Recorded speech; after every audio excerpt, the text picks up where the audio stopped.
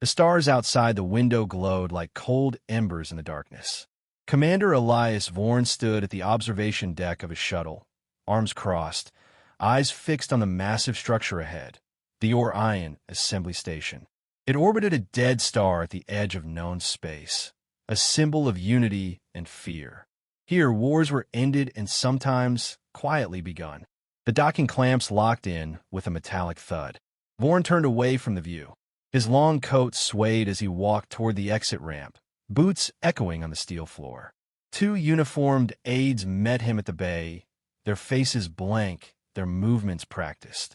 "Commander Vorn," one said, "the session begins in 30 minutes. The High Strategist has already arrived." Of course she had. Vetra Solin never wasted time. Vorn gave a short nod and followed the aides through wide, silent corridors.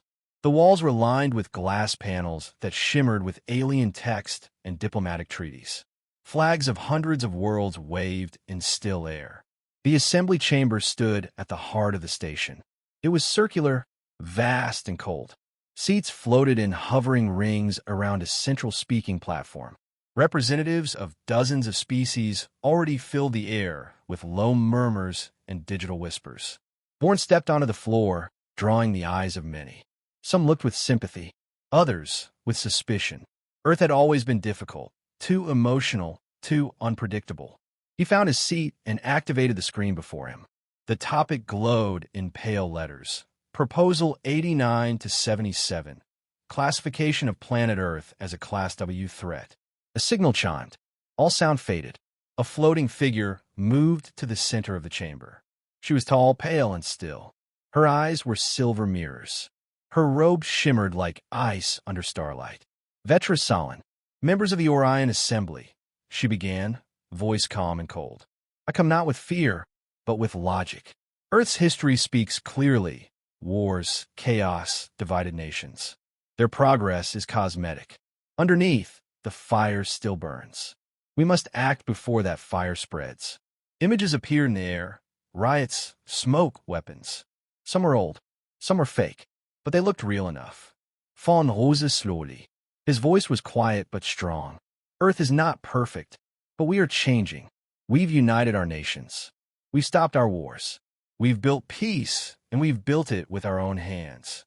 You speak of fire, High Strategist, but Earth is not a fire. It is a forge." A ripple passed through the crowd. Some listened. Others folded their arms. Vetra tilted her head slightly. "Words are easy. Stability is not." The session ended soon after. The vote would be held in 3 cycles. Only 3. As Vorn left the chamber, his aide whispered, "They say she has the votes." "She thinks she does," Vorn replied. He looked once more out the window at the distant Earth. It looked so small now, wrapped in clouds and light. But Vorn knew it wasn't small. It was home. The corridor lights dimmed to simulate night. But Commander Elias Vorn didn't sleep. He sat alone in his private quarters aboard the Orion Assembly Station, the glow from a tablet casting sharp lines across his face. Data scrolled past his eyes. Reports, news feeds, diplomatic briefings, surveillance logs. All of it focused on one question: who was feeding Vetra Solin the information about Earth? He tapped a button, and a familiar image appeared, one of the riots Vetra had shown to the assembly. Fires, screams, armored drones in the streets. But something was wrong. He paused the image and zoomed in. In the corner, a billboard flickered with an old political ad from 6 years ago. 6 years. Vetra had claimed it happened last month. It was a fake. Vorn's jaw tightened. He had no proof that Vetra had forged it, but someone had. And that meant there were enemies not just in the assembly, but in the systems behind it. He stood, pulling on his coat. The station's artificial night cycle meant the halls were mostly empty. He walked quickly, heading for the lower communication tiers, places where surveillance was thinner and records were easier to hide. The door opened to reveal a small tech bay, dimly lit and humming with machines. Sitting at the center was a young woman with short red hair and a portable data rig on her lap. She looked up as Vorn entered. "You're late," she said without looking surprised. "Lita, you said you had something." Lyra Evren was a Martian systems analyst, unofficially aligned with Earth. She'd worked with Vorn years ago during the Cyber Stability Treaty. She didn't trust politicians, but she hated lies more. "I've been tracking data routes," she said, spinning her chair. "Some of the files Vetra showed, they were scrubbed, cleaned, and retagged. Whoever did it knew what they were doing." "Could you trace the original source?" Vorn asked. Lira nodded. "Some. I found a shadow relay deep in Vortari territory. Not official, and not clean. Someone's running black ops under the assembly's nose." Vorn paced the room slowly, the weight of it sinking in. "So she's not just twisting the truth, she's planting it." Lyra raised an eyebrow. "More than that, she's building a case for war. Quietly, carefully, but it's all fake." He leaned against the wall, thinking hard. "We need proof. Solid, undeniable proof." Lyra sighed and stood. "Then we need access to the assembly archives. The real ones. Deep storage. That's protected," Vorn said. "Diplomatic vaults are sealed by code and genetic lock." She smiled faintly. "Good thing I'm good at illegal things." Vorn almost smiled. Almost. Just then, the lights flickered. A warning flashed on a panel. "Unauthorized access detected. Sector C9. Vorn and Lyra exchanged a look. "They're watching us," she said. "We're getting too close." They moved fast. Lyra shut down her rig, wiping traces. Vorn led her through a maintenance route, one only diplomats with clearance knew. They passed silent storage units and dark service drones. "We have one chance," Vorn said. "If we can show the assembly that the evidence is fake, they'll delay the vote. And if we can't," she asked, "then Earth is as good as lost." When they returned to Vorn's quarters, he opened a small secure box. Inside was a silver Earth medallion, a gift from his daughter when he left for the assembly. He turned it over in his hand. "I'm not letting her grow up under an alien flag." The countdown to the vote continued. 3 cycles. Time was running out. The artificial sun above the Orion assembly station rose slowly, bathing the halls in a dull white glow. Commander Elias Vorn was already awake, standing by the window of his quarters. The stars never changed, but each day brought Earth closer to danger. Beside him, Lyra Evrin leaned over a console, fingers flying across the screen. Her data rig was hooked into the assembly's public access lines. Legal for now, but close to the edge. "I've cleaned up the footage," she said. "I pulled timestamp markers from the metadata. That riot Vetra showed? It wasn't just old, it was edited. Someone added weapon flashes that weren't there. Someone wanted it to look worse." "That's enough to raise doubt," Vorn said, crossing his arms. "But not enough to stop a vote." Lyra glanced at him. "Then we get more. You said you had contacts on Europa." Vorn nodded. "Counselor Rand. She respects the law. She might help us." He keyed in a secure call. The screen lit up with the face of a tall woman with pale skin and violet eyes. "Counselor Rand of Europa." She looked tired. "Elias," she said, "I hope I wouldn't see you like this. You've seen the proposal?" "I have, and I've seen the footage. If it's true, Earth is still dangerous." Vorn didn't waste time. "It's not true. We found proof the images were altered. I need your help to bring that to the assembly floor. If you speak for us, others will listen." Rand hesitated. "Vetra is powerful, and the assembly fears Earth's history." "So did I once," Vorn said. "But we've changed. Let me show you the truth. Please." She nodded slowly. "Come to Europa. I'll hear you in person." The call ended. Lyra packed up the data core. "You think she'll back us?" she asked. "She's our best chance." They boarded a small diplomatic vessel and launched from the assembly. The journey to Europa was only a few hours, but it felt longer. Vorn stared out at the stars, remembering wars, remembering the smell of burning cities, the faces of lost friends. "I've seen what fear can do," he said to Lyra. "Vetra is counting on fear. We have to show them something stronger." When they landed, Europa's surface glistened like ice under pale light. The domed city of Orlum was quiet, sleek, and advanced. Rand met them at the gate. Her guard scanned their data core and allowed them in. They presented the footage in a private chamber. Lyra explained how the files were edited, how the source data was altered from an unknown Vortari relay. Rand watched carefully, expression unreadable. Then she stood. "I believe you," she said. But that won't stop Vetra. She'll discredit your evidence before it reaches the floor. And if she learns you came here. The door burst open. Two of Rand's guards stumbled in, wounded.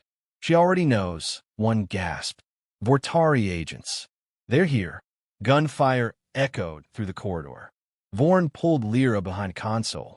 He grabbed a fallen guard's shock blaster and took aim. They're trying to silence us, Lyra said. Which means we're doing something right, Vorn replied. They fought their way out with Rand's help, retreating to the landing pad. Vorn kept his movements sharp and precise, every shot measured. Lyra carried the data core, clutching it like life itself. As their ship took off, Vorn looked down at Europa. She's scared, he said, but she didn't stop us. Do you think she'll speak for us? Lyra asked. Vorn didn't answer at first. She will, or she'll regret it when Vetra's fleet arrives. They returned to the assembly station as silent alarms rang in the background. The shadows were growing, but so was the truth. The air in the Orion assembly station felt colder when Elias Vorn stepped off the shuttle. The lights in the halls were dimmer, and the silence stretched longer between footsteps. Vorn didn't need a report to know something had changed. The attack on Europa wasn't just an act of desperation. It was a warning, and it was working. Rumors spread like cracks in glass. Whispers of Earth's instability. Doubts about Vorn's loyalty. A few ambassadors now avoided eye contact. Others watched him with suspicion, wondering if he'd bring trouble to their doors. He went straight to his quarters, where Lyra was already working. She looked up, her expression tight. We made it out, but the Vortari made their point, she said. I ran the data again, but she hasn't responded. She's under pressure, Vorn said. Vetra's making her feel like helping us would make her an enemy. He walked to the window and stared out at the stars, jaw clenched. She's moving faster now. We need to confront her directly. Lyra looked up sharply. You want to go to Vetra? Are you out of your mind? No, he said. I'm tired of dancing around the edges. A short time later, Vorn entered the High Strategist's wing. It was silent and clean, guarded by silent Vortari drones. They scanned him, then stepped aside. The chamber was dark, filled with soft blue light from a star map that hovered in the air. Vetra Solon stood alone, hands folded behind her back, studying the positions of dozens of planets. She didn't turn when Vorn stepped in. Commander, she said calmly, to what do I owe the intrusion? I'm not here for pleasantries. No, she said, turning slowly. You never were. Vorn took a step forward. I know about the false footage. I know you had agents on Europa. You're not protecting the galaxy. You're preparing for war. Her expression didn't change. She walked slowly around the star map. Peace is a dream, Commander. A beautiful one, but dreams fade. I've studied Earth's history. It repeats itself. War, peace, war again. Always unstable. Always dangerous. And you think invasion will fix that? He asked, voice steady. No, she said, pausing. But it will end it. Before it spreads. Her eyes met his. Cold. Empty. You see your world with emotion. I see it with reason. Earth is the last fire in a galaxy of dry fields. I will not wait for it to burn. Vorn's fists clenched at his sides. You're wrong. Earth has changed. We're more than our past. Are you? She asked. Then why do your people still fight in the streets? Why do your colonies stockpile weapons? Why do you still build armies? He stepped closer, voice rising. Because peace is never permanent. It has to be protected. Earth has scars, yes, but we learn from them. We bleed for peace. Vetra tilted her head. And yet, if I succeed, there will be no more bleeding. No more fear. Just silence. Vorn stared at her, a chill running through him. You don't want peace. You want control. She smiled faintly. Control is the only way peace survives. He turned and walked to the door. But before leaving, he spoke again. You may fool the assembly, but not forever. You can't erase truth. As the door closed behind him, Vetra looked back at the map. Her fingers hovered over Earth's position, then slowly moved to a nearby system. Outside the chamber, Lyra was waiting. How did it go? She's already moved the fleet, Vorn said quietly. She's not waiting for the vote. Lyra's eyes widened. So what now? Word didn't pause. We expose everything. No more shadows. We do it in the open. And we do it now. The final cycle before the vote had begun. The assembly hall buzzed with tension. Every delegate in the chamber could feel the weight of the moment. Hovering rings of representatives surrounded the central platform, where debates would soon decide the fate of a world. Security drones hovered at the edges, watching, recording. Commander Elias Vorn stood off to the side, silent, focused. Beside him, Lyra clutched the data core tight against her chest. She had spent the last 8 hours scrubbing it clean, organizing the evidence of Vetrasalan's deception into one clear message. Altered footage, faked threat reports, the hidden relay in Vortari space. All of it was ready. The speaker's chime echoed. A voice announced from above. Proceedings for Proposal 89 to 77 will now begin. High Strategist Vetrasalan will present her final argument. Vetra floated forward on a grav plate, dressed in silver ceremonial robes. Her expression was calm, as always, untouched by the pressure of the moment. She began to speak in her usual cold, clear voice. Members of the Assembly, you have seen the signs. Earth's behavior remains volatile. Their weapons grow. Their anger simmers beneath weak diplomacy. I did not ask you to judge them by their ideals, but by their patterns. Images filled the air again. Riots, screaming, warships. But this time, Vorn saw more. Sharper edits, tighter angles, cuts made to incite fear. When she finished, a murmur rippled through the chamber. The speaker turned. Commander Vorn, you may now speak. He stepped into the center slowly, eyes sweeping the room. I won't repeat Earth's history, he said, voice steady. You know it. Some of you fear it. He paused. But what you saw just now wasn't truth. It was manipulation.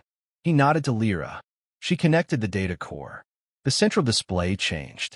Earth's images appeared again, but this time with timestamps exposed, code tags visible, and side-by-side comparisons.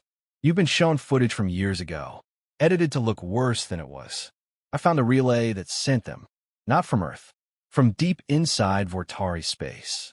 Gasps spread. Delegates leaned forward. Some conferred with their aides. Vorn let the images speak for a moment longer. Then he spoke again. Earth is not a threat, but lies like these are. You cannot protect peace by destroying truth. The speaker held up a hand. The assembly will now question both parties. A gray-skinned ambassador from Thalix Prime spoke first. Commander, if your proof is real, why didn't we see it sooner? We were attacked while gathering it, Vorn said. On Europa, Vetra's agents tried to stop us. Another representative from the Seralith Concord leaned forward. And what proof do you have of these agents? Lyra looked down. We have no images. The security feeds were erased during the attack. Vetra smiled faintly. So convenient. The room turned colder.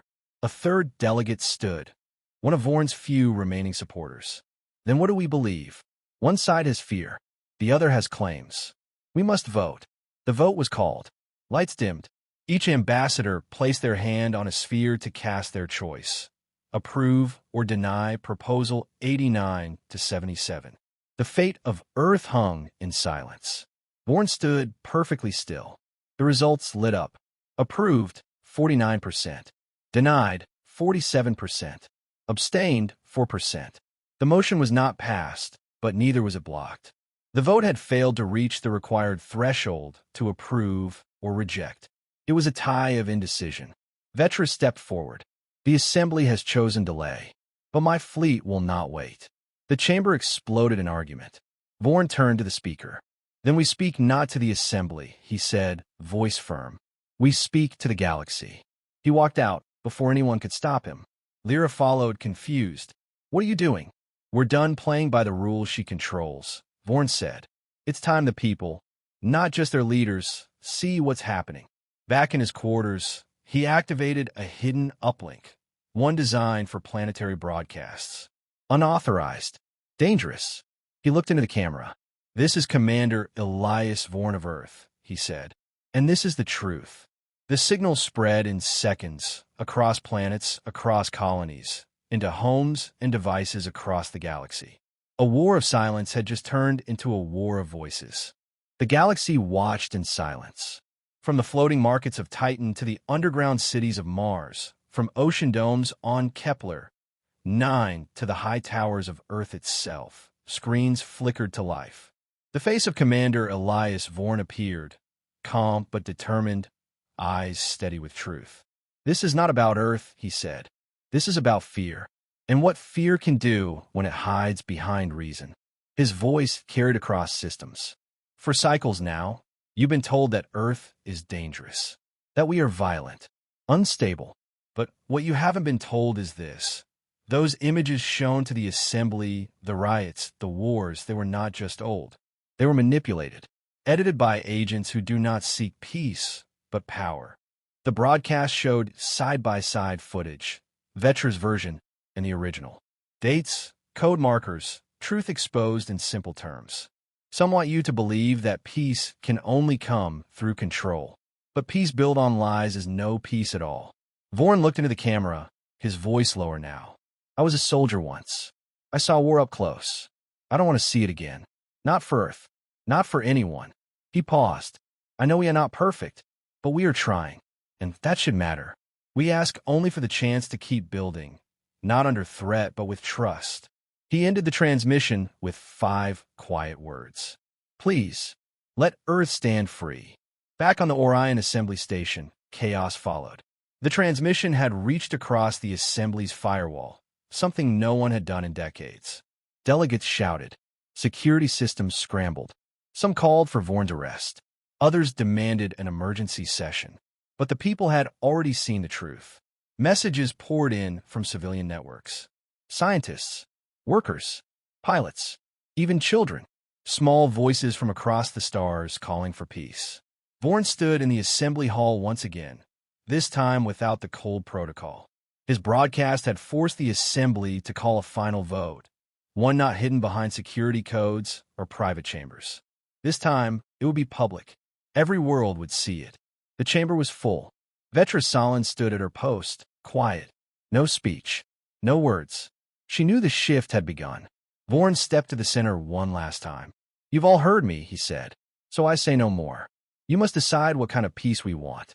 One forced by fear, or one chosen through trust." The vote began. Light by light, ambassador by ambassador, choices were locked. Yes to invasion. No to invasion. The final tally glowed bright, undeniable, for all to see. Approved, 42%. Denied, 56%. Abstained, 2%. The assembly roared. Some cheered. Some sat in silence. But the decision was clear. Earth would remain free. Vetra stepped back, her face unreadable. "You've delayed the inevitable," she said to Vorn as she passed. "The future will still bend." Vorn replied softly, "Maybe, but today it bent the other way." Later, in his quarters, he sat with Lyra, watching the Earth spin slowly in the station's window. Lights sparkled along its surface, alive, stubborn, beautiful. "Lyra grinned. You made half the galaxy cry." "I just told the truth," Vorn said. "Still," she said, "not bad for a soldier." He smiled faintly, looking out one last time. The war was not won by weapons or fleets. It was won by one voice when it mattered most. The shuttle doors opened with a soft hiss as Commander Elias Vorn stepped onto the landing platform of New Geneva, Earth's capital. The wind carried a faint scent of rain and steel, and the morning sky was just beginning to lighten with shades of pink and gold. Crowds had gathered beyond the security gates. People waved small flags, children sat on their parents' shoulders, and reporters leaned over barricades with cameras flashing. They weren't cheering wildly. They weren't shouting victory songs.